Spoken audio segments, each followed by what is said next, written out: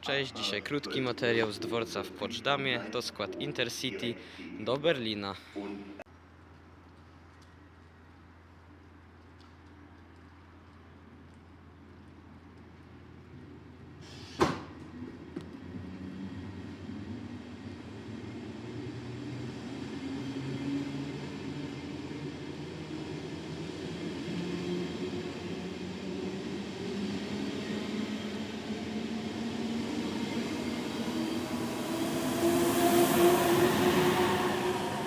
I na popychu Traksik seria 146 w malowaniu Deutsche Bahn.